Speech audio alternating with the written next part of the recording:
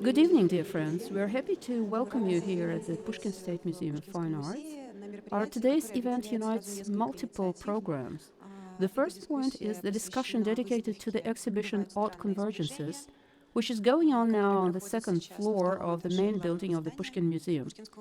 This discussion is also part of the 5th International Inclusive Festival, titled Vulnerability Map, and devoted to the reinterpretation of the new spaces of the Pushkin Museum, comprising the branches of the National Center for Contemporary Art. So our today's discussion deals with the exhibition as well as with the issue of inclusivity and availability of the works of art for different people. Let me introduce you the participants of today's discussion. Jean-Hubert Martin, famous curator, ex-director of the Pompidou Center, the curator of the exhibition Odd Convergences. Jean-Hubert, Dr. James Bradburne, director of Pinacoteca, Brera, Milan, who's attending our meeting online. Also, Dr. Reinhard Spieler is with us today. He is the director of the Sprengel Museum, Hanover. Moreover, we welcome Dr. Sylvia Laha from the Goldsmith College of London. And finally, Alexandra Danilova is presenting here. She is the head of the Department of the 19th and 20th century European and American art. My name is Evgenia Kiseleva, and I'm the head of the Department of Interdisciplinary Projects of the Pushkin Museum. Russian Sign Language interpreters are Irina Moskvina and Irina Yezbro are with us today. The discussion will be recorded and uploaded on the video channel of the Pushkin Museum. Now, I noticed a lot of professional participants today in the audience, and I certainly hope that during the question and answer session, our communication will turn into real discussion, and all of you will have the opportunity to comment or to ask our curators different questions. Well, thank you very much.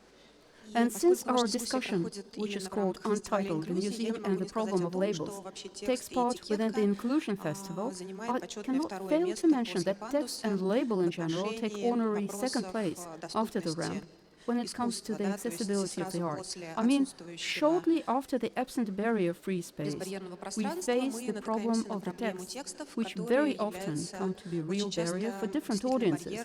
And here we are referring to the accessibility of the pieces of art. If we look back at the history, there weren't labels for the works of art. They appeared at a certain period of time. Our today's discussion deals with the issue of the labels and texts, and all these manifestations of power that museum displays towards its audience.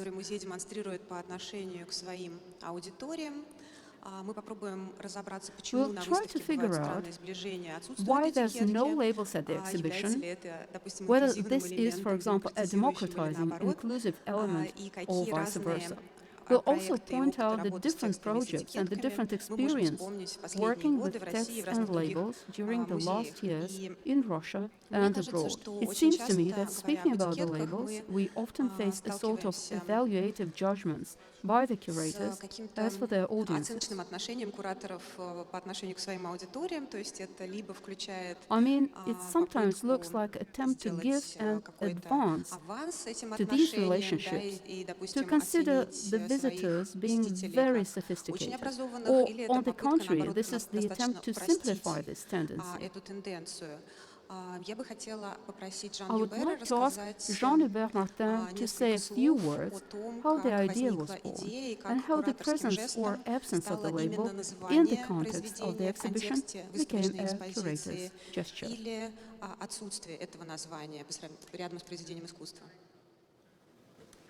Well, I have an experience with labels in different places and in different museums. The first time I practiced that was in Düsseldorf in 2000 when I asked two artists, were Thomas Huber and Bogomir Ecke, to make a new display of the permanent collection. And then we discussed the matter of labels, and the two artists said that it would be much better to have none. but there were numbers next to each works, and each visitor at the entrance of the museum was given a little booklet, like here for odd convergences, with the usual mentions of the names of the artist, the date and the title of the work and so on, with the number that was next to the work. I must say that the question of the labels is actually not a final issue for me. What is much more important for me is to offer the public a new way of display of works of art, which is not the eternal chronology and the categories of history of art. Not that it should be a sort of new rule for all museums, in no way. But I think that we should offer the public different ways of looking at art. And one of the ways is to go deeper in the direction of sensitivity, that is sensations and emotions that everyone can have next to her work, and not try insistently to educate the public into the history of art and to follow up this sort of social science that is quite new. One has to remember that when the museum started, let's say in Europe, beginning of the 19th century, most of the museums were directed by artists. And they didn't care about the history of art, who didn't really exist at that time, because it's a relatively new science that started in the second half of the 19th century. And from then on, art historians, in a way or another, took over the museums and imposed this system that, for us, seems to be the only way to talk about art. And it's not, because you could invent actually all sorts of narration, of narratives that could allow to see works of art in another way than just history and chronology. So this is, for me, the important point. Then, whether the public should be confronted only to the work without any explanation and mention or not is a bit secondary for me. And sometimes I said, well, that I had actually nothing against label, because I don't want the visitors to feel that it is that they are provoked by the fact that there is no label. In no way this should be a provocation, you know. But I have to admit that very often it is felt like that, you know. I can tell about one experience I made with the exhibition Carambolage that took place in 2016 at the Grand Palais in Paris, where actually, do you have some pictures? Yes. Yeah, that's good. That it was a sort of corridor that the visitor had to follow, like a snake, you know, going through different corridors. Well, to say it simply, the visitor was allowed to see about, let's say, 12 works, and something like that. And at the end of the corridor, there was a screen, a little, like a little monitor screen, and on this screen, all the labels of the dozen of works that he had just seen was shown. It's not very demonstrative, because here at the end of the corridor here you have a work, but well, usually on the other side you would have this screen with the mentions of the different works. And actually it was a sort of failure, because most of the journalists and critics talk about these screens and whether the rhythm of appearance of the different labels was good or not, if it was too slow or too fast, if you had to look at it or not, and so on and so on. And why? Because in an exhibition like that, which was on a principle a little bit similar to what you can see here with odd convergences, they were completely lost and they didn't know what to say. Because, of course, it was not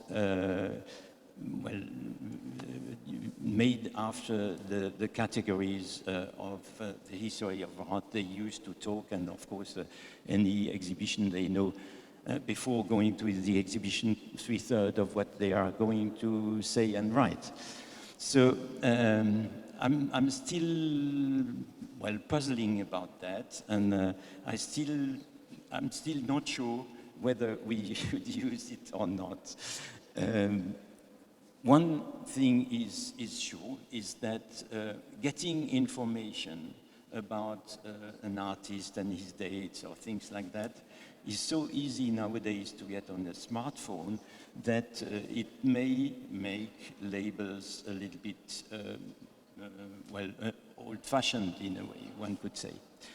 Then just let me finish with one little mention. Then there is another problem with the labels is their size, you know. When you have lots of small objects or medium size, it's terrible to have labels that are almost the same size as the work of art. And at the same time, if you make the labels too small, all the old people, and they are right to do it, they complain because they can't read it because it's too small. And they are right to say that I'm not young and you have also these problems. So these are it's sort of eternal problems. So of course we know that there are ways to solve these problems with general labels which take a whole wall or a whole room of a museum, and you just have to look there and to avoid then the labels next to each of them.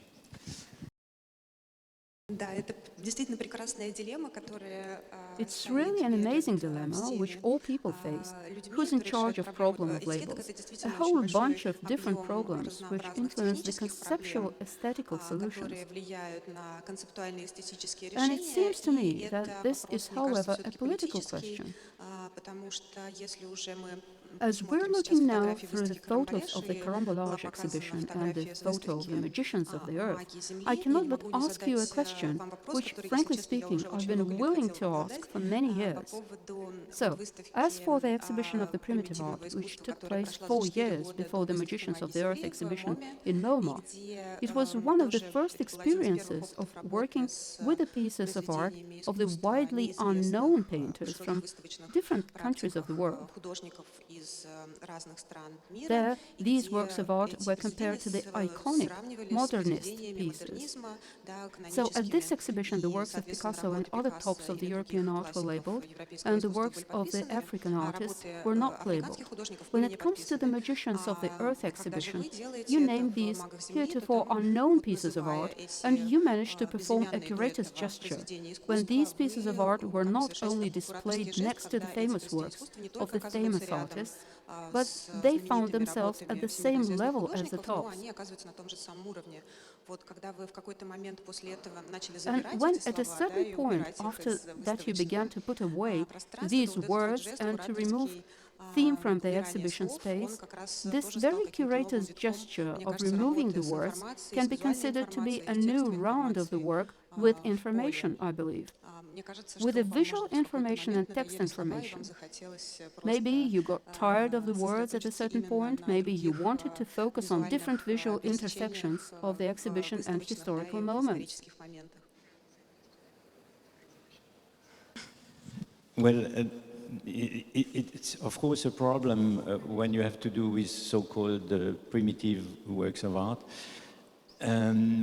because usually you don't know at all when the date, when they were produced. And of course, in 99% of the cases, you don't know the author. And then you have all these comments and critics writing that one should put always something like each time anonymous artist or something like that, and then a sort of enormous question mark with several centuries. Or, well, I think this is a little bit ridiculous and academic sort of questions. But on the other hand, I have the experience of being director of the Musée des Arts d'Afrique et d'Océanie in Paris, where we tried to give as much as possible a little explanation next to the label about the works. And, well, I would say that my conclusion of that is that the public either feels that it has a contact with the work and a certain emotion or not, and if not, you can make these comments as long as you want. The same people, the same visitors will always say that they don't understand. But the point is, of course, not to understand, it's also to feel, first of all. So I believe that this is one of the reasons why I fight against explanations in museums, because they're fine in books and on internet and whatever. And the museum is basically a place where you deal with visual art, with visual objects, or material culture, and you should first of all feel and learn afterwards. It seems to me that this problem of explanation and, generally speaking, this conflict between senses and rational perception emerged most vividly exactly in the 20th century, when the museums experienced their reinvention. For example, I used to come across very interesting texts about how the labels were redefined in the Soviet Union.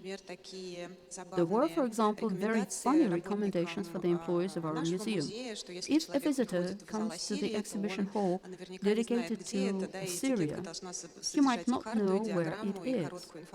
So the label must contain the map, as well as chart and brief information what Assyria is and where it was situated. And the train of thoughts of the museum employees in the 20th century was directed, among other things, by the educational mission. The fact that nowadays museums redefine their mission is connected to a bunch of different factors. And these attempts, they also engage exposition and conceptual work. At the start of our meeting, I planned to show you the photos from Sergei Shukin exhibition, which took place in the Pushkin Museum some time ago. Our visitors asked a lot of questions about the Gauguin iconostasis. This was an attempt to show how paintings were originally arranged at Sergei Shukin's home. And I think that Jean-Hubert Martin's project at the Pushkin Museum is a continuation of this subject. To some extent, this project answers the questions asked in the Shukin exhibition.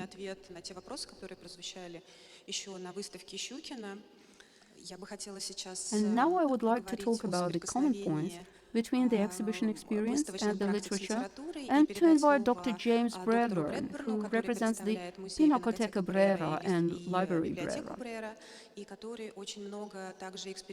He experiments a lot with the literature dimension of the exhibitions. As a Brera visitor, I remember particularly well a project where labels were created by famous artists, particularly a project with Orhan Pamuk and his Museum of Innocence, which was presented in Pinacoteca, and it was another very interesting experience, way of looking at the label.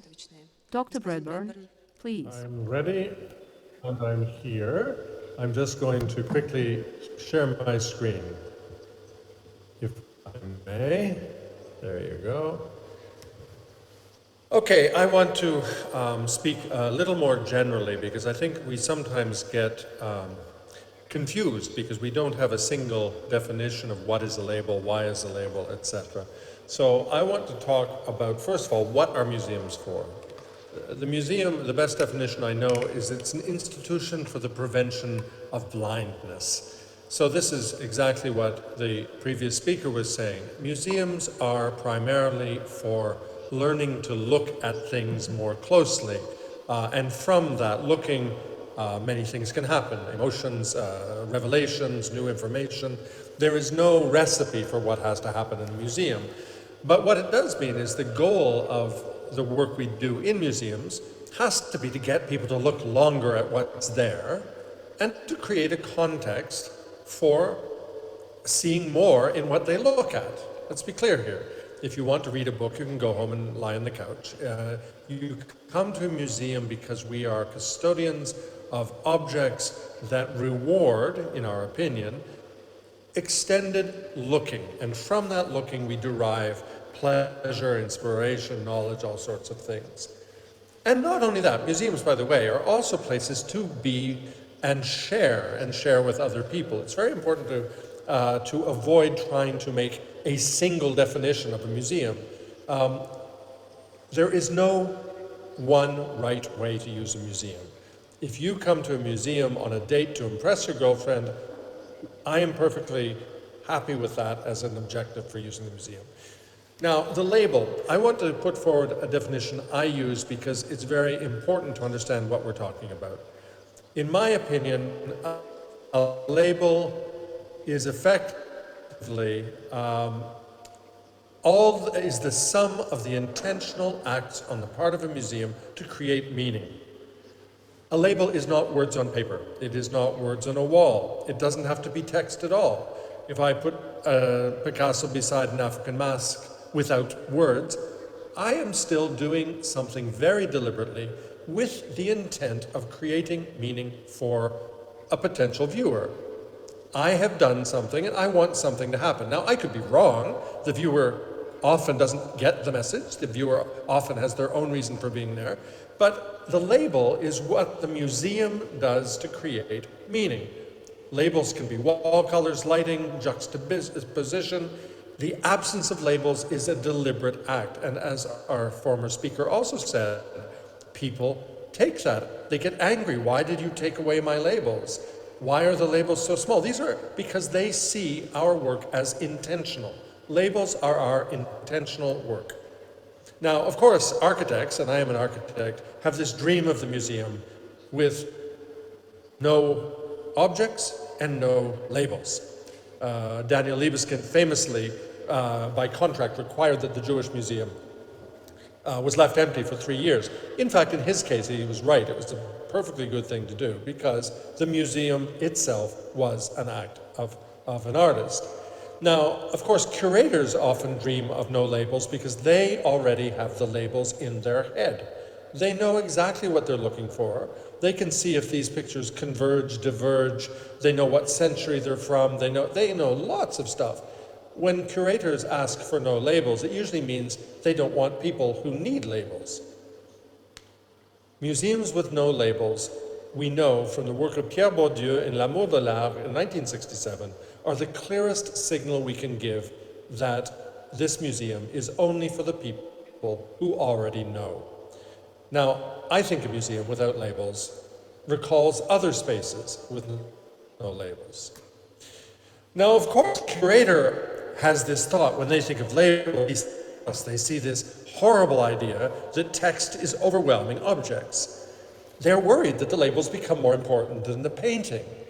They get very scared of this. There's a curatorial rejection of this particular form of engagement. And in fact, we can even make fun of labels. Curators worry that if you write a label, well, why don't you write a label about the label? Or why don't you write a label about the label, as this contemporary artist did in an installation at the Boijmans van Beuningen. You can also do things with labels that clearly are delightful ideas but don't always work very well. Here's an idea that was tried out at the Rijksmuseum, which combines, in my opinion, all the things one should never do with labels. The text is way too small. It was far too extensive. There was over 50,000 words of labeling in a single exhibition. It dominated the objects, and it was written in a way in which people did spend more time reading the text than looking at the painting. All these things, in fact, for me, disqualify approaches like this and have to be very considered. I often ask my students, where's the label here? And in fact, this is a label. In fact, it's a label partially realized because the curators wanted to fill the vitrine with fragments and only put a few perfect pieces in. Why? Because what it shows is how few of these kinds of objects survived the travel from China where they came from. So the shattered objects here and the whole objects are in and of themselves a perfect label. Now, as I said, the museum is an institution for the prevention of blindness. And what we want to do is make our visitors look longer and see more. At Palazzo Strozzi, we started by writing labels not just for children, which is of course very important because children engage clearly and they do need to understand things to see the paintings. But more radically, we invited children to write labels. Now, this of course provoked a curatorial revolution. The curators were about to take me out in the street and hang me from a light post. This is the curator's label. It's a very good label. It's short, it's concise, it has short sentences, it is informative. It's a very good label. It shows this picture of the 5 bathers by Cézanne. I invited an 11-year-old and a 13-year-old to write labels for the same painting. And the labels they wrote were very different. These are labels no curator would ever sign. They all seem to get along except one of them who seems to be crying. I think this is a depressing painting because most of the people are frowning. Now, the curators who were about to kill me, however, they noticed that in the exhibition, the people who read these 2 children's labels stayed looking at the painting, in some cases for 10 minutes at a time. This, for them, actually was convincing because they wanted people to look at the painting. These labels, not their labels, these labels had people looking at the painting in a way that was authentic and legitimate. In one of our exhibitions, we also built a radio studio. Well, not only people were looking at paintings, they talked about what the paintings made them remember. Children interviewed their grandparents. When I was doing an exhibition on Chinese objects, rather than writing the labels with our experts, who were, by the way, not Chinese, we took the pictures of the objects and took them to China and interviewed Chinese visitors to museums. And their labels became the labels of the exhibition. For our exhibition on the 30s at the Palazzo Strozzi, we interviewed people who had lived through the 30s. They told about the young fascists. They told about how one young man joined the fascists. Why? Well, they had the horses. He wanted to ride horses. The fascists were the only ones with the horses. So we interviewed people who had escaped the Holocaust by hiding. We talked to people, so their voices led you through the exhibition. Labels are not all verbal. You have labels that you can touch, tactile labels, tactile experiences. You have infinite ways of experiencing the art. The art remains at the center of your work. Now, if you want to go towards an inclusive museum, you have to indicate that you are inclusive, that not just the voice of the expert is allowed in the museum, that the museum allows many voices. At Brera, we have a program whereby we have actually 5 different kinds of labels. The 3 important ones are curatorial labels that give you art historical information if you need it, labels written for families and children, and labels written by famous authors like Orhan Pamuk, Sarah Dunnant, Ingrid Rowland, Yoko Ogawa, Tiziano Scarpa. We have labels that invite you to think about the paintings differently. And in fact, they declare something very important. You don't have to be an astronomer to write about the stars. Poets can tell you good things about the stars too. You do not need to be an art historian to write a label. And these labels, by the way, these are not posed pictures. These labels are used extensively. Children find the labels that are destined for them, and they run around the museum and take their parents to read them. We have tactile labels of at least 4 kinds now. We have raised image labels, braille labels, textile labels, and now raised relief labels, all of which are very much enjoyed by our not just our visually impaired public, by other publics. because not everybody learns through reading. Some people like to touch things. Some people like stories read to them, so they take the audio guide. Some people, we have olfactory labels. We have labels you can smell, not as a marketing trick, but because if you tell an 8-year-old that the three kings in this painting by Gaudenzio Ferrari, the three kings brought gold, frankincense, and myrrh, what 8-year-old knows what myrrh is? Well, you can smell it, because there it is. We also invite our visitors to draw, because every viewer, every artist can also be a viewer, and every viewer could be an artist. These drawings, by the way, are also not staged. Everybody does them, and they do them. Look at the drawing of the girl is making. This is not a banal drawing. She is not an artist, and she's not an art student, but she is attracted by the possibility of drawing in the museum. The importance of inclusion is to make the museum home for everybody. Whether we're currently doing labels for our Christian paintings, because we have an art gallery of Renaissance art. We have labels written by a rabbi, an imam, and a priest, because they belong to everybody. So if you come to the museum as a Muslim, you don't have to feel it's somebody else's art. You can say, my imam says that Mary is the only woman written about in the Quran, which is true. So you can find a perspective that is your perspective. Inclusion is about the voice of the museum being inclusive. It's everybody's home. Obviously, the ergonomics count, but that's a given. Our labels, you'll see, you can see from before, are always below the painting, not beside, so people don't run up and obscure the painting. They are always readable at a distance of 3 meters. They are always bilingual. So the ergonomics, to me, are an issue that you solve because they're ergonomic issues. The strategic issues about making meaning in the museum is to make an offer of inclusion so everybody feels at home and their eyes are open. There you go. No, you don't have to go to the questions. I'll try to stop you. There you go. James, спасибо большое за вдохновляющую James, историю. thank you very much for Я your думаю, что inspiring вопросы будут story. в конце. And I think the questions will be at the end of our today's session. And the label-to-label concept is surely very close to us. I could say that it's indeed our today's problem, when we have to produce labels that are easy to read, then QR coded with the translation into the Russian Sign Language and so on. The task of reducing this amount of information is very interesting, and to my mind, one of the most elegant experiences concerning this kind of reduction was in Germany, when the labels were actually transformed into the names of the sections. The Everything exhibition, which was arranged in a way totally ignoring the usual exhibition concept. And I would like to ask Dr. Reinhard Spieler to talk about this project.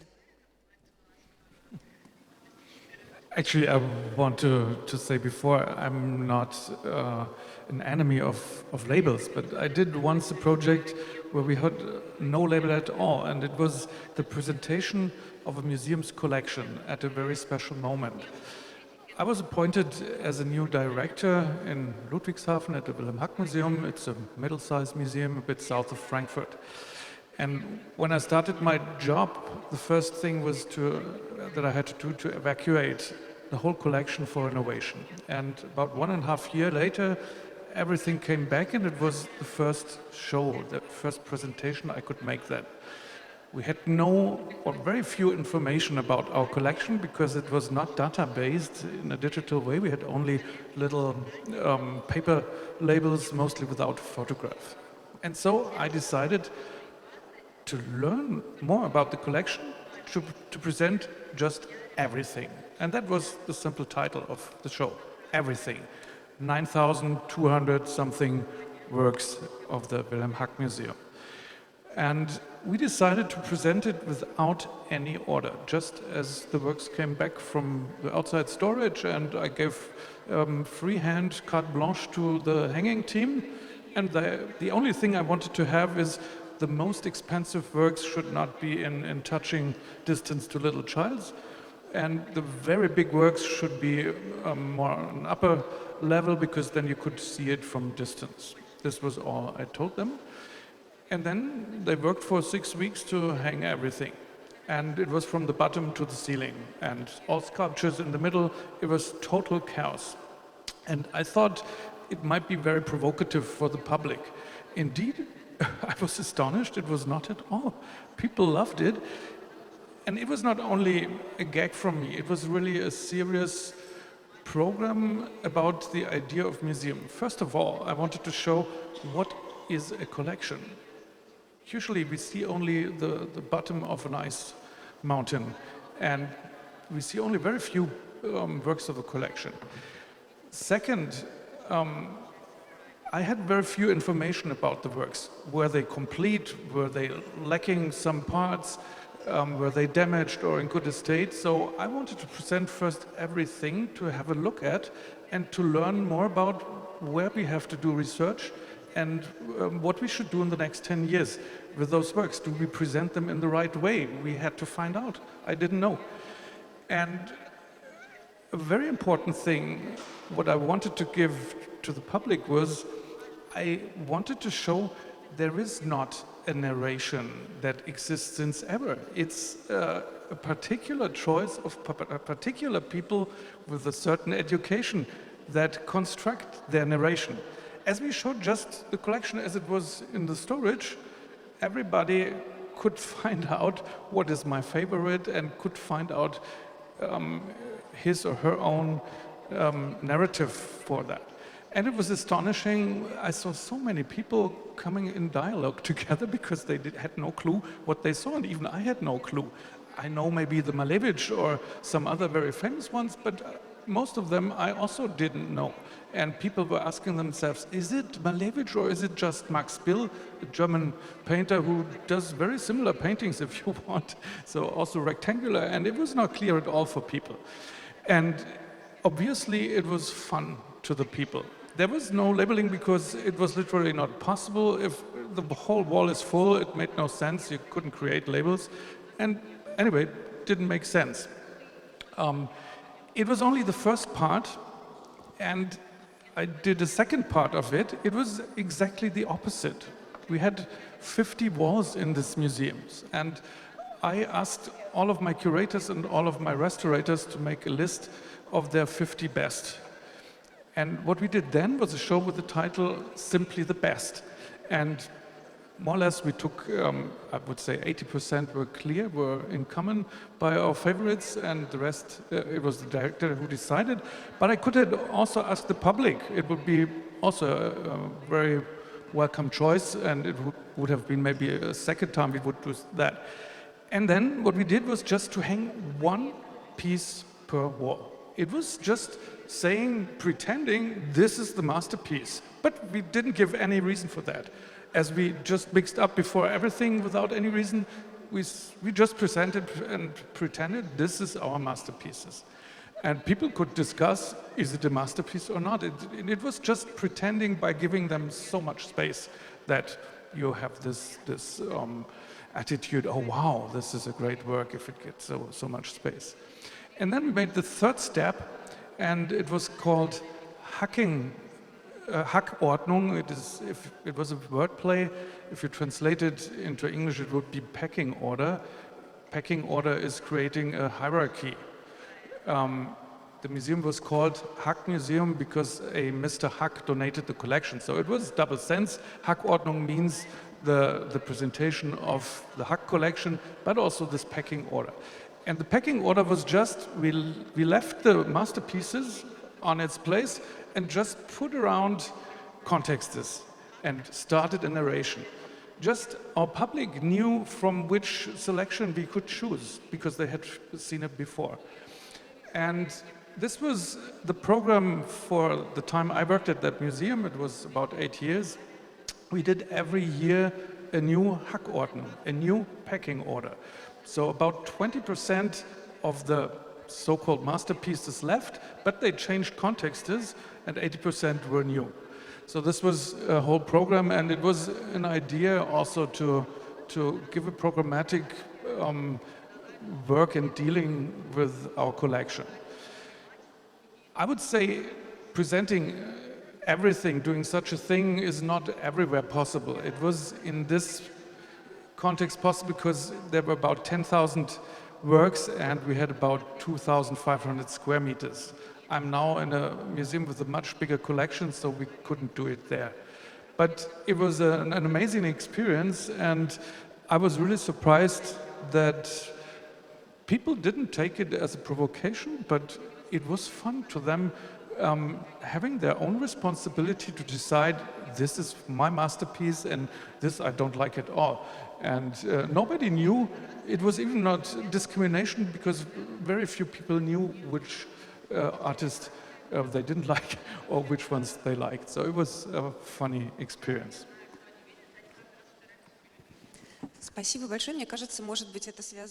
Thank you very much. I think one of the reasons to it could be that the European audience is more used to an element of a game in the exposition than, for example, visitors in Russian museums, whose approach is more academical. This implies certain interaction between the audience and the institution.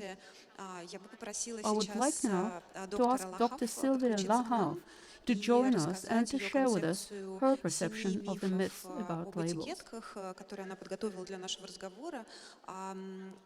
I think we could discuss the reports of Dr. Bradburne and Dr. Spieler at the end of our meeting. And even if we don't have enough time, we will be able to send you questions to our speakers. So Dr. Lahav is with us, and I would like to give her a floor. Brilliant. Thank you.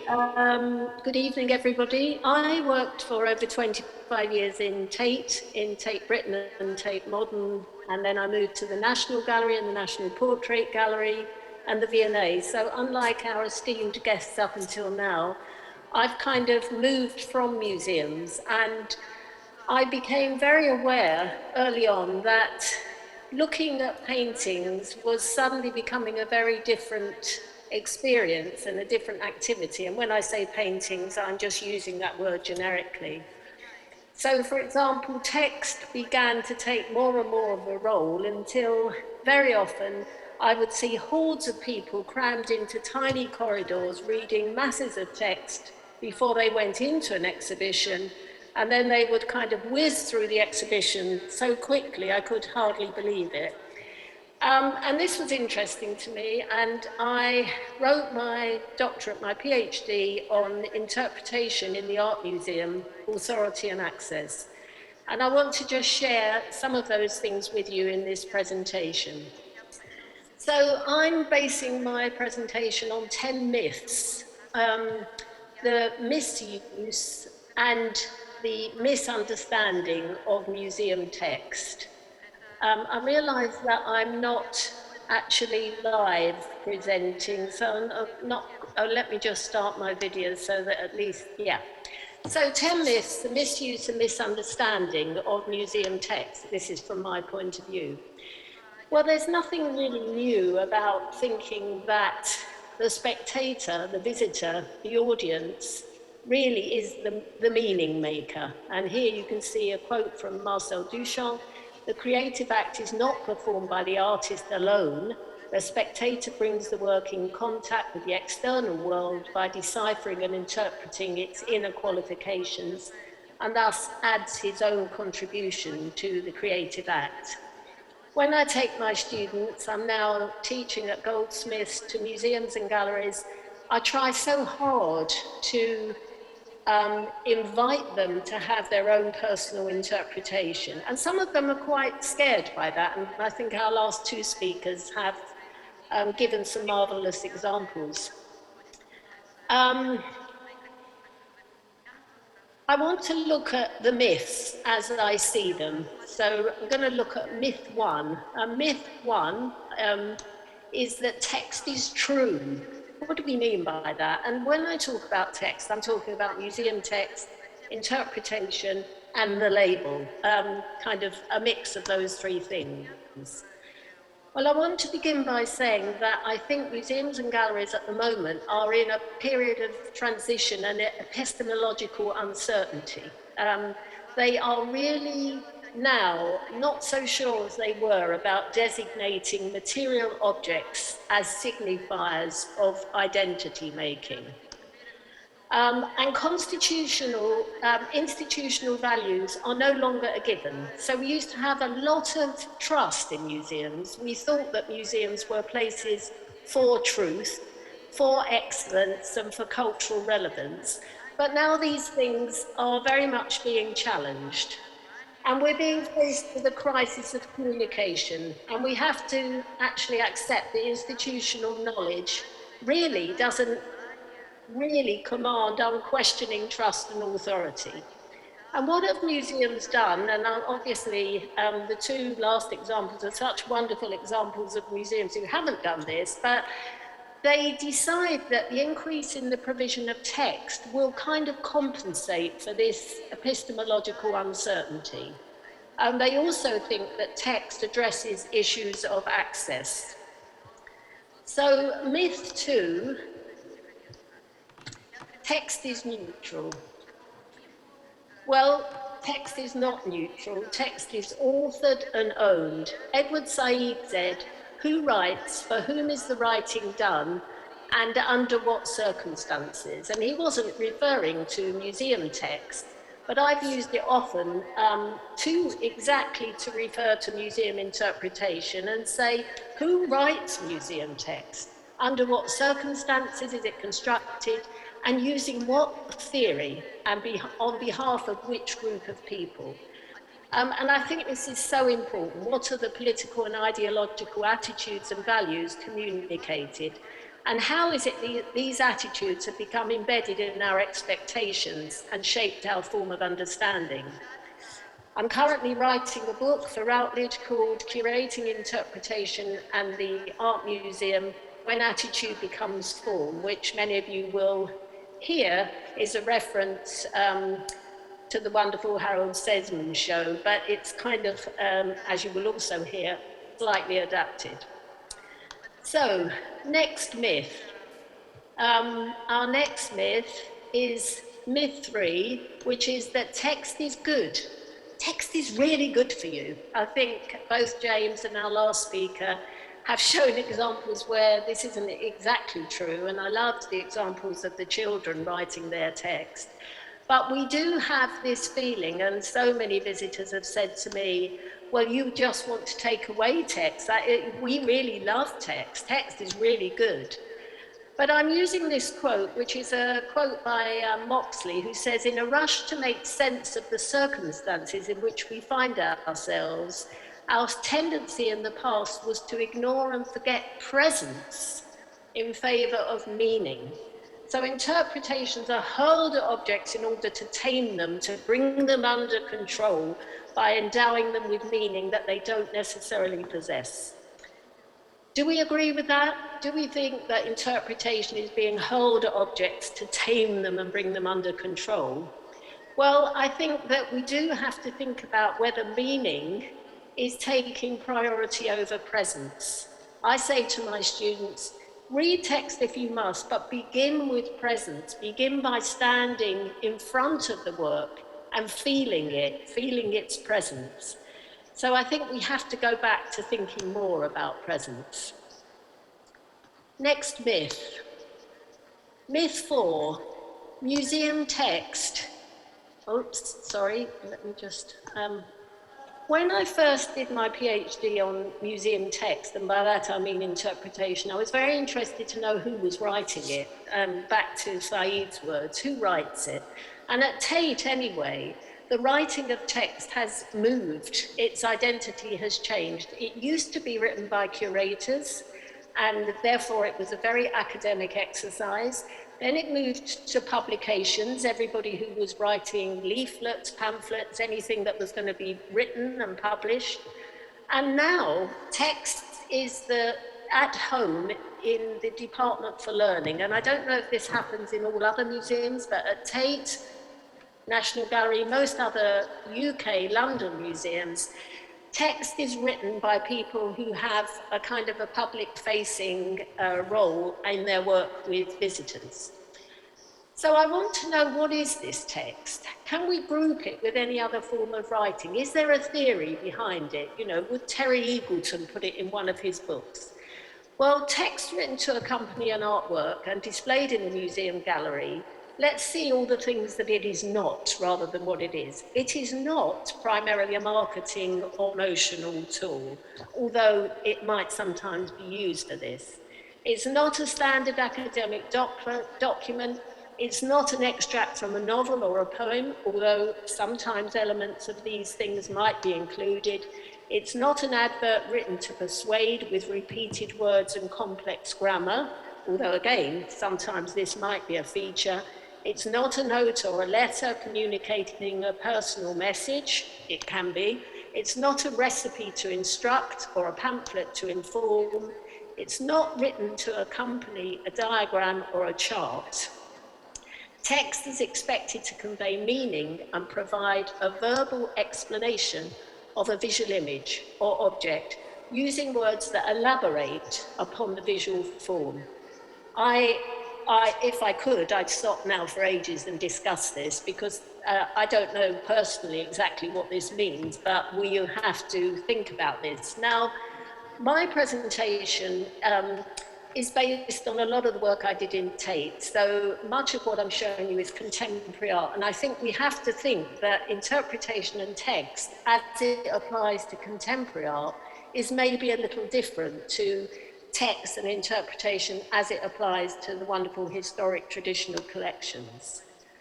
So our next myth is that we have time for text. You can see the Christian Barclay there.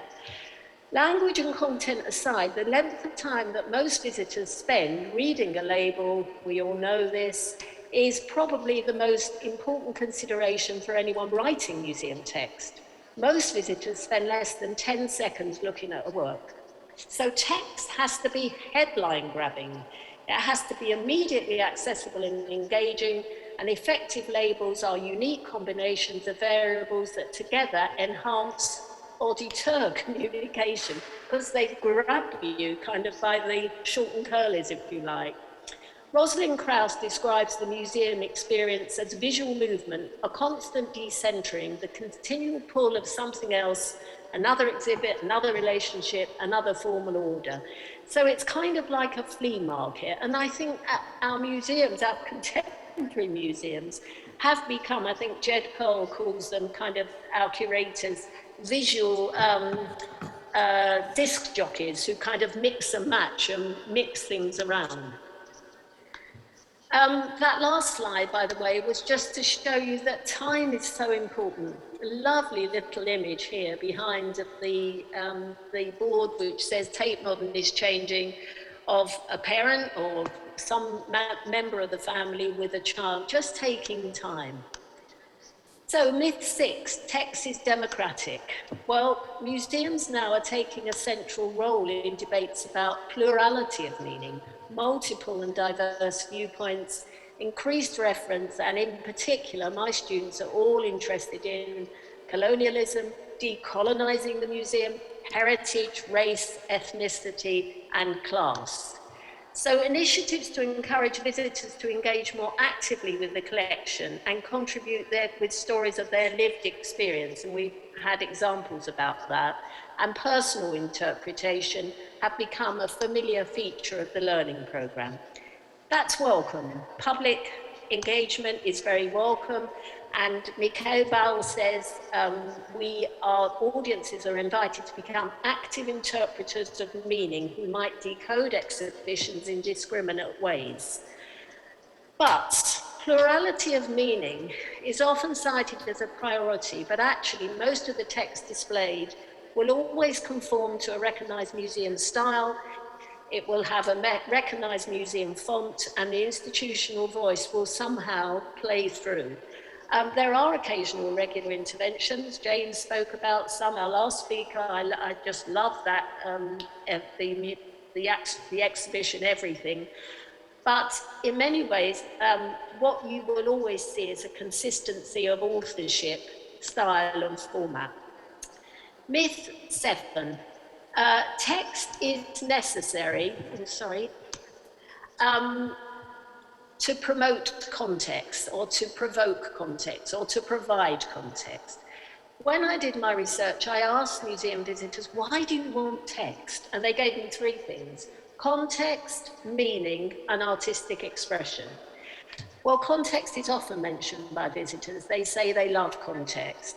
But in fact, Michael and Norman Bryson, they speak a lot about context. If it's so important for interpretation and interpretation is validated by museums, then is it adding meaning to works of art? And remember that works of art are visual texts. Then is it also fair to assume that the painting takes on the role of a text, waiting for the context to come and order its uncertainties and determination? Bryson suggests that context and text are actually predestined antonyms, and that there's an implication that they're working against each other, and that context occupies the position of enhanced status. Myth 8. Text is more important than image. Well, I never have believed that, but context and text are both nouns, but the word context has the feeling of an adjective. It appears to be working for the text. So in the museum situation, context seems to be active. We are going to tell you more about this. Text, on the other hand, the painting or the installation or the sculpture, seems to be passive. So is it possible, is the idea that a painting or another work of art simply exists in a space that is unaffected by social or cultural forces? Well, that's absurd. But I think we have to look at that and think about where that proposition might lead. If visitors are drawn to context because that is the active thing that's assisting them, what role does the painting play? Is it passive? Is Matisse right when he said many people like to think of a painting as an appendage of literature and therefore wanted to express not general ideas suited to a pictorial means, but specifically literary ideas? Lovely image there. And myth 9, text is a way in. Well, myth 9 and 10 are text is a way in, text is a way out. Museums often refer to context as helpful for engaging visitors, giving them a way in. But those words in and out have to be more interrogated. Is it the role of text to be used by visitors as a way out, in other words, a substitute for looking, or is it the role of text to be used as a prop, an aid to looking in? And again, Michael talks about this. Representation hovers on the edge between these two incommensurable yet inextricable means. So text as a way out. Well, a curator selects artworks to tell a story, but text has its own agenda. It's presented to the visitor as additional explanatory, possibly, and people do say this in museums, more easily understandable language. Our last speaker talked about people wanting help. People want everything to be easy, but James showed images of visitors in the gallery drawing. We need to give more time, and there is no single or correct answer to the question, what does this image mean? Because there can never be a right or wrong. The best way to settle such contested readings is to look again and again and again. So, I'm finishing with a couple of slides. This one about the museum experience revisited, and the thought that we can have free choice environment in the museum. And then this final one, which is stop, let's think again about text. In their attempt to provide institutional meaning, museums appear to be engaged in actively resisting instability and unrest. But in my opinion, states of unrest should be embraced. I love unrest, I love curiosity, I love instability. For without them, a museum visit resembles entering into a walking book rather than embarking on an unsettling journey of discovery. Thank you. Thank you very much, Dr. Lahav. This is a very fundamental analysis explaining why a text created in an attempt to make the exhibition accessible in reality appears to be hardly accessible for everyone, because we cannot address the whole range of contexts emerging in the minds of our audience, which means that we cannot produce a text that would be equally accessible to all.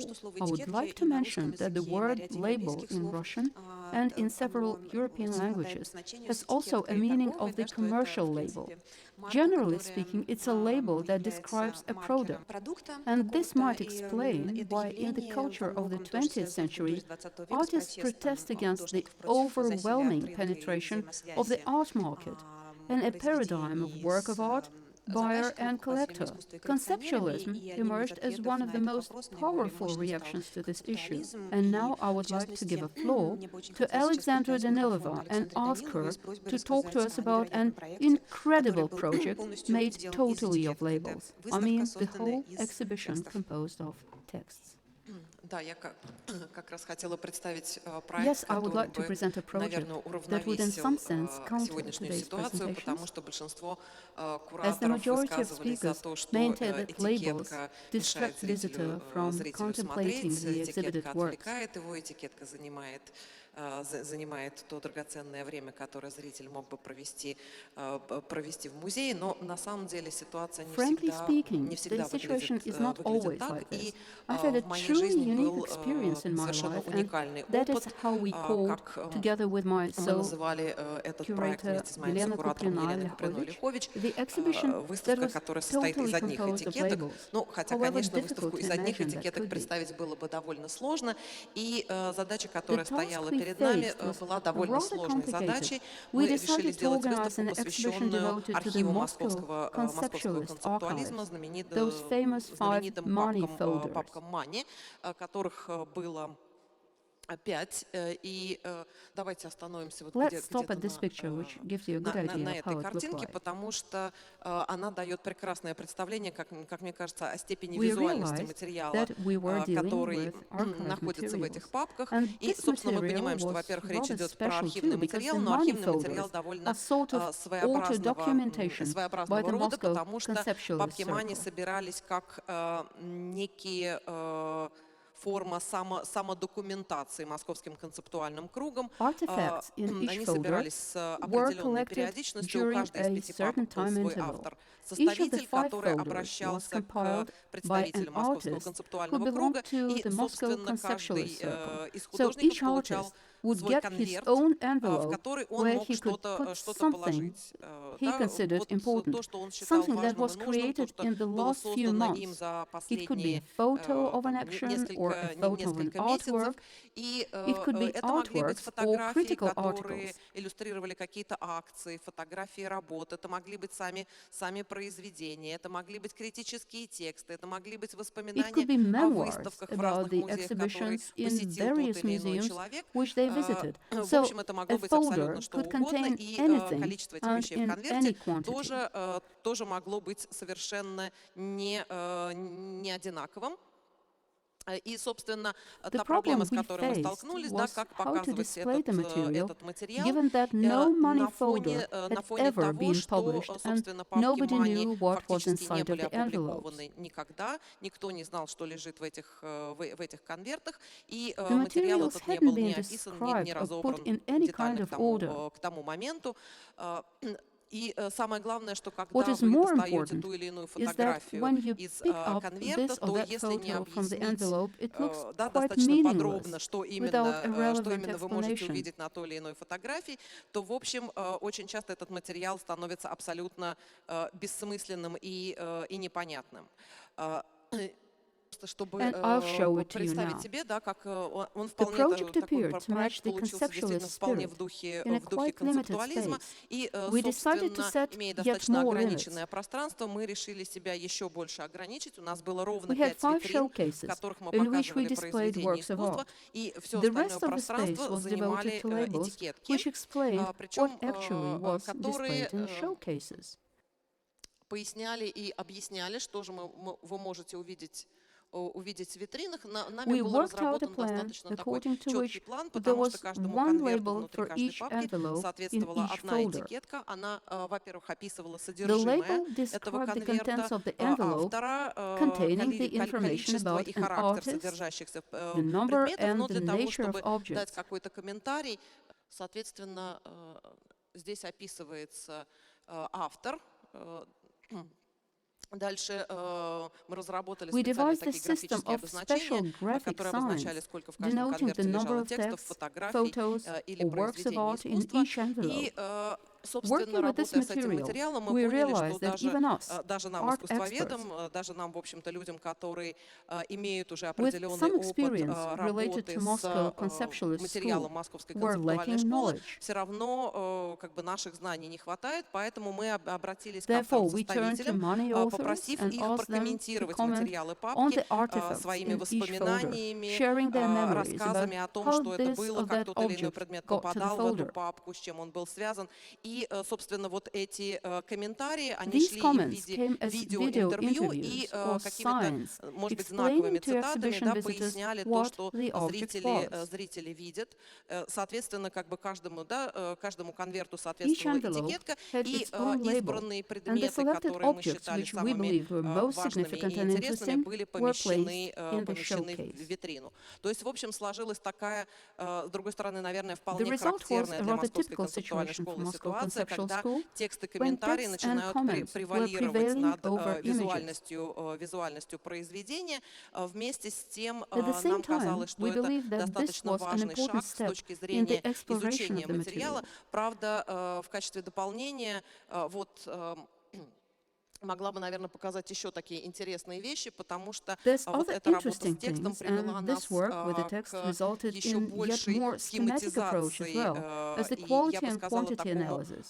качественно-количественному анализу содержимого папок, когда были составлены We drew a диаграммы, diagram отображавшие состав reflecting каждой a папки, и можно composition было of увидеть, each как в folder, зависимости от showing автора-составителя или how the даты content of those менялся folders was контент этих changing папок, depending on где-то an превалировали artist тексты, or где-то, date. наоборот, In some художественные folders, произведения, text prevailed, in others, works где-то of art, художники and in some стремились folders, artists played a выступать в role of качестве individual индивидуальных authors, авторов, а где-то while они, in наоборот, в others, какие-то периоды groups of the authors came to the больше first plan. предпочтение отдавалось группам авторов.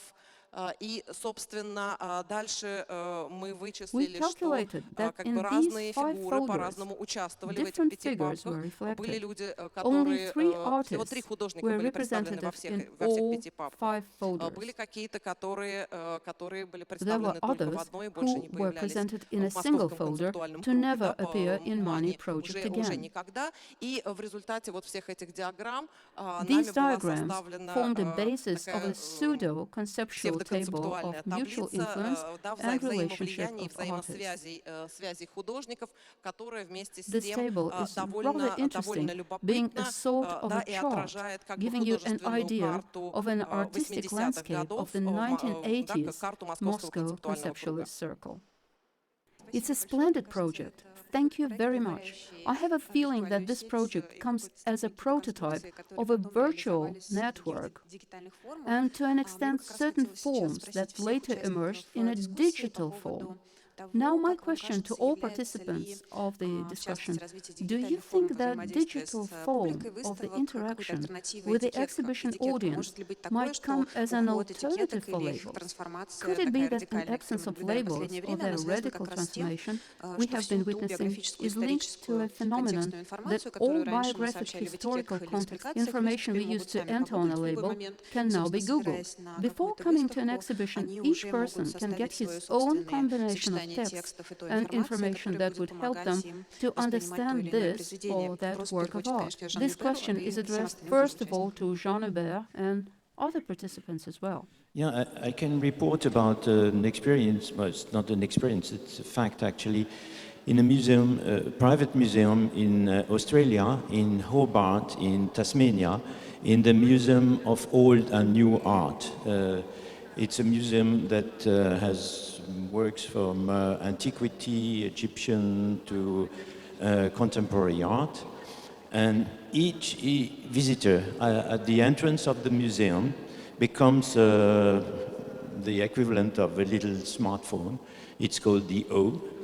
And of course with ear plugs. And it's used, first of all, to the sound of the videos. That is very useful because instead of having these sound interference from one video to another, they're silent and each visitor can hear the sound if he wants with the earplugs.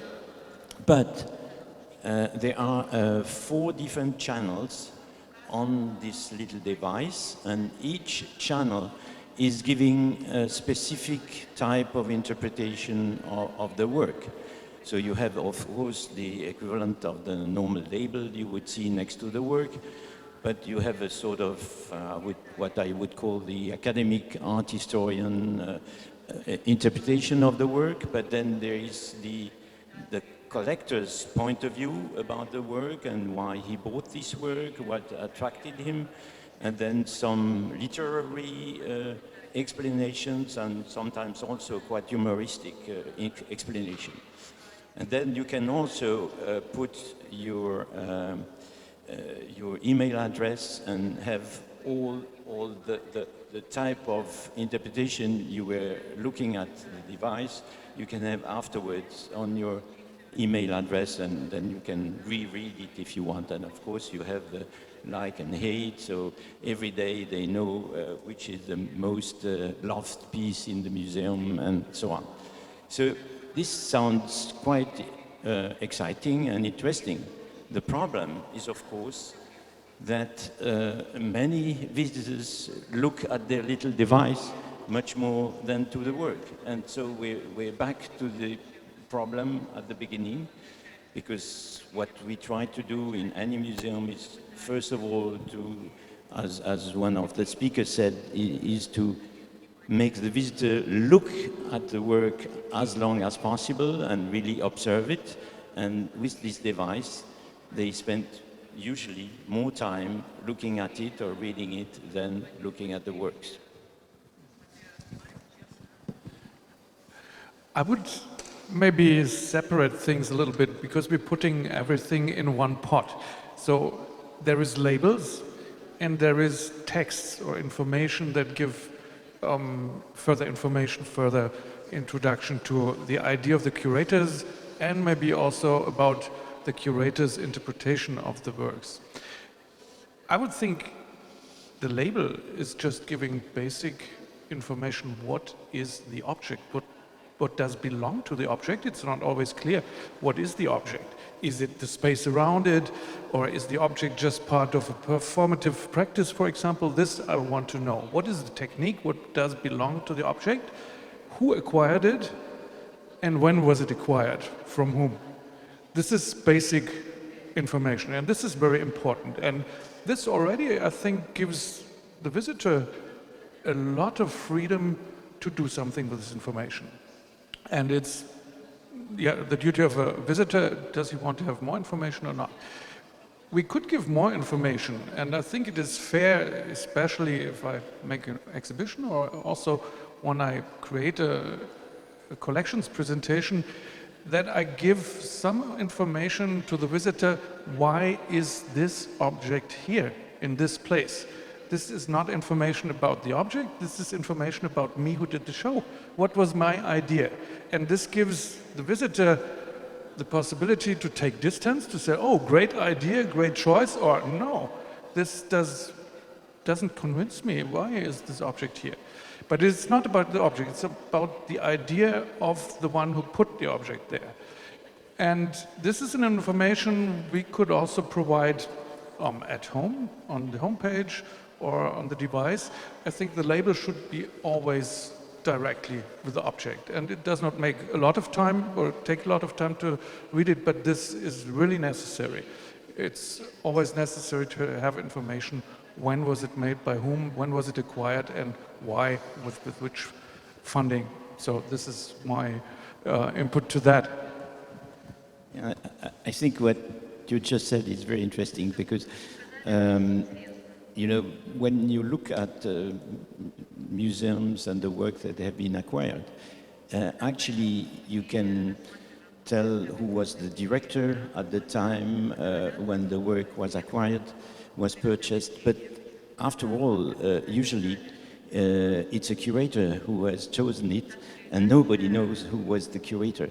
I have a very good example. You know, the Musée d'Art Moderne in Paris has a small Frida Kahlo painting. It's the only Frida Kahlo in European museums. And it was purchased in the 30s when she had an exhibition, a little exhibition in Paris. And I would be so curious to know who was the curator who bought it. It's a little self-portrait. and it was certainly not the common taste at that time to buy this little painting. And we just know, well, the name of the director, but I'm sure that it wasn't his choice.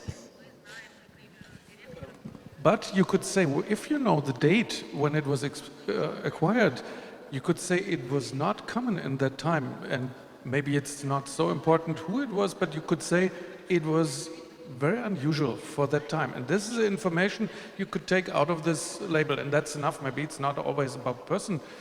You don't need to know the name, as sometimes you don't need to know the name of the artist, but it's interesting, where does it come from and when was it made?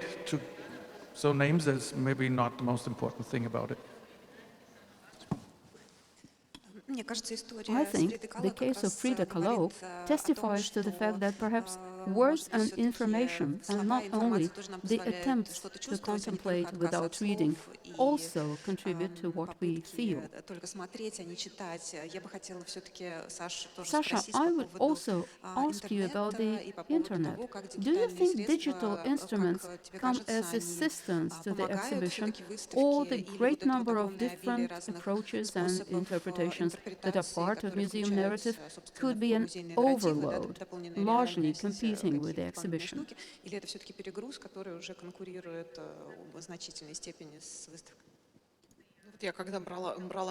When I took the microphone, I wanted to say that we omitted different new technologies, which make it possible to handle not only a label, but the additional source of information in a rather interesting way.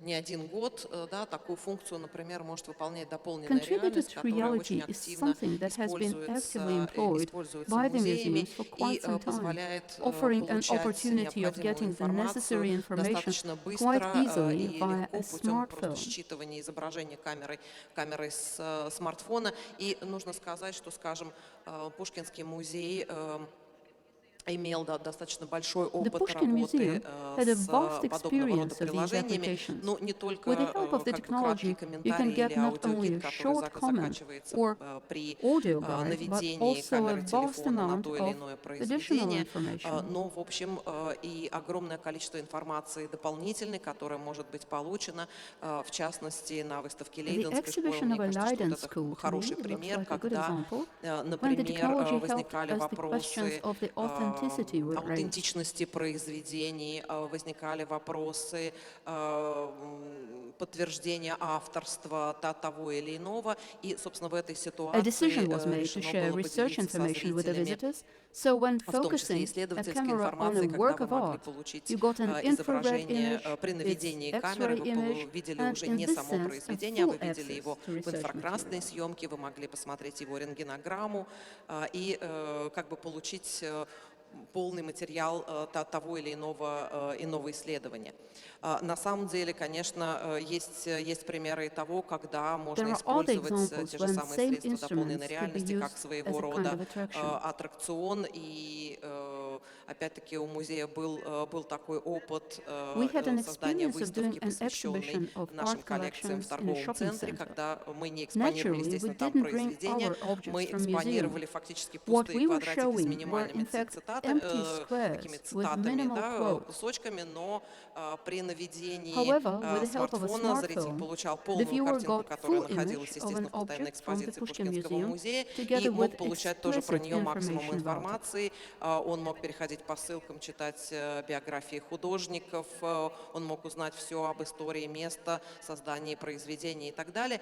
Он мог послушать музейный аудиогид, как если бы он находился в Пушкинском музее. И что самое интересное, я здесь как такой адвокат этикеток и текстов, я чувствую, выступаю сегодня. Now, Самое the most интересное, что interesting thing is посещаемость that вот a этой number of выставки в торговом visitors at the центре, shopping она center в exhibition разы was several превышала times as посещаемость much Пушкинского as in музея, the и Pushkin Museum. количество слушающих Just like и the number of читающих, listeners and в readers общем, at the было museum очень website, большое, если which верить went up during посещаемости that short сайтов, period of сайтов time. музея, да, которая резко подскочила в этот непродолжительный период.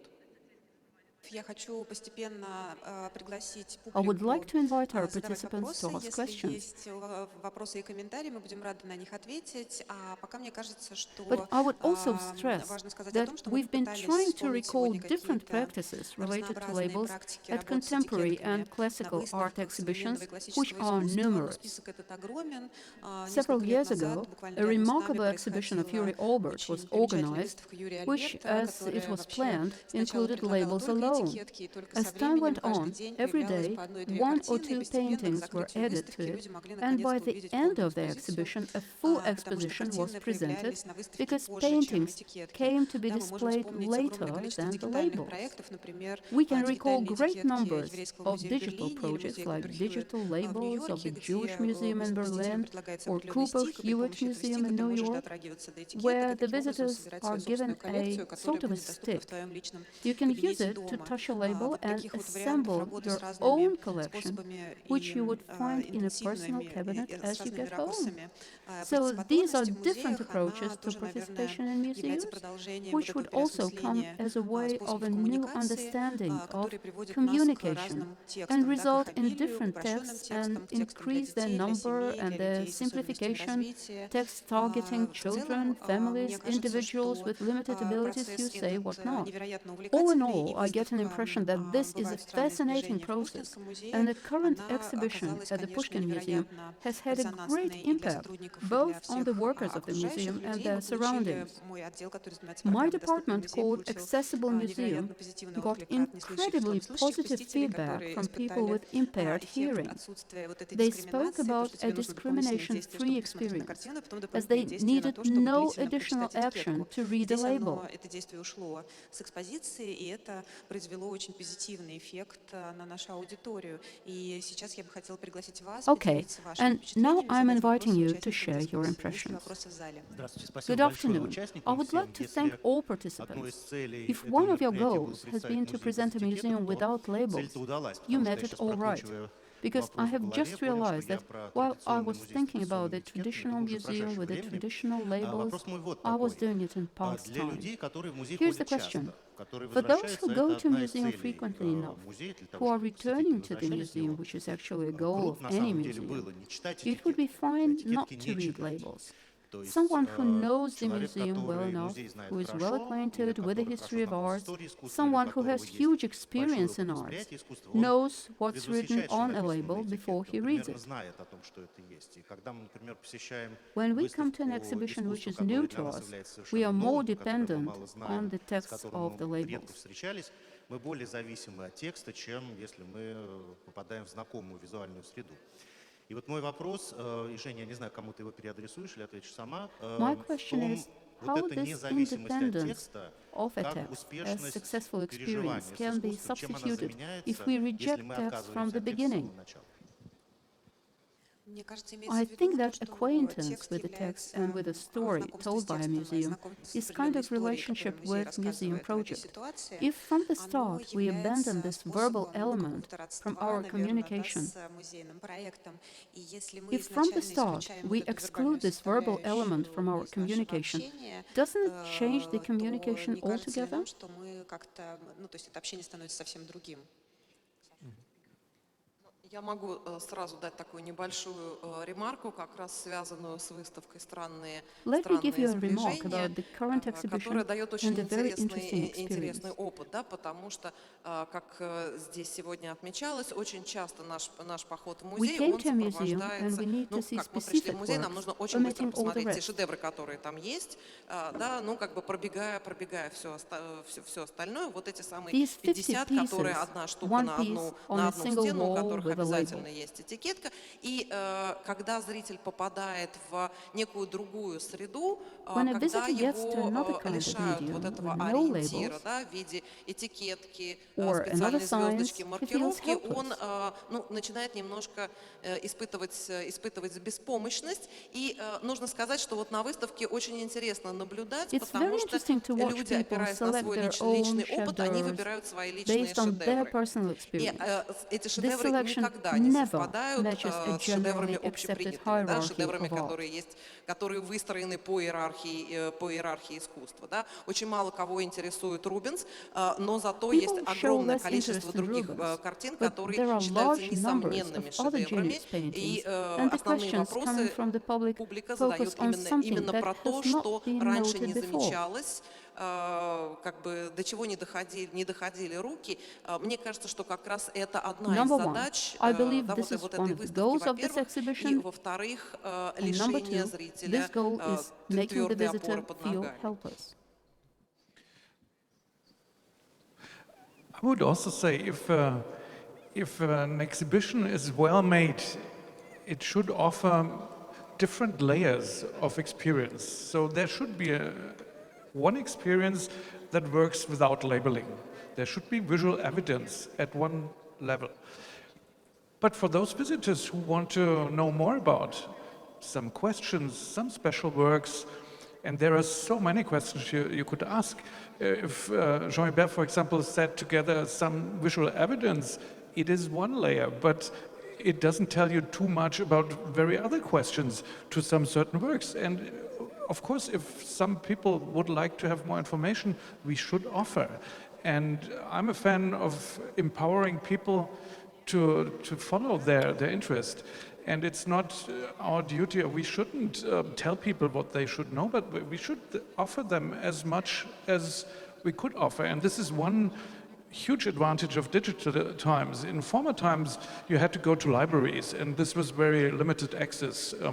It was not so easy to get access to university libraries only for skilled people or for certain scientists. Nowadays, information is everywhere accessible, and we should give a little bit help to help people if they want to get more understanding. So this is what we should do in the museum. Continuing the discussion about a space of a museum, a specific museum or abstract museum, I have a question to Jean-Hubert. Today our museum is hosting VIPA conference dedicated to the 14th anniversary of the famous Paris-Moscow exhibition, and Jean-Hubert Martin was its curator. No doubt this is someone who knows the Pushkin Museum very well. Developing this question, how has your impression of the Pushkin Museum changed as a result of your work at the current exhibition? In which way the museum changed, you mean? I mean your perception of Pushkin Museum thanks to work of the Odd Convergences exhibition. Well, I was quite prepared to that. You know, well, I've been asked by Marina Loschak to make an exhibition here, and well, she gave me a carte blanche. I don't know if it translates in English, but well. So, well, there were many possibilities, and the museum offered this possibility. So, what I find extraordinary is that the Pushkin Museum is among the big museums of the world. You know, you have in each capital, in each metropole, you have a major encyclopedic museum. You have the Met in New York, the Louvre, the Prado, and the Pushkin Museum is one of them. And it's taking an attitude that is completely new, innovative, and creative. And no other museum of this type has made a program like the one that was made here recently. And this is a change which is very important, and I think, it should be much more well-known abroad. Problem is we are still in the pandemic and we have all these problems. Not many people traveling nowadays and so on. But I think it's a tremendous change, especially for a museum which has such a history of art-based tradition. Because as you know, the Pushkin Museum was created really as a scientific museum for history of art, and this is why we have all these plaster sculptures here, which is something quite peculiar, because none of the museums in other metropoles I mentioned before would keep such a collection, you know, and just rely on so-called authentic and true and works. And this is probably what makes the specificity of this museum, and I think it's a pioneer, really a pioneer exhibition here that I was allowed to make. I would like to thank everyone for their kind attention. Unfortunately, the museum is closing and we have no more time for discussion. We would be happy to answer all questions in a digital communication channels, and I would also like to express special gratitude to the Embassy of Germany for making the arrival of Dr. Spieler possible. I would also like to thank the Embassy of Italy for a special Italian session at the Inclusion Festival of the Pushkin Museum this year. В году есть специальная итальянская сессия, которая посвящена работе с разными аудиториями. Спасибо за внимание. Thank you very much.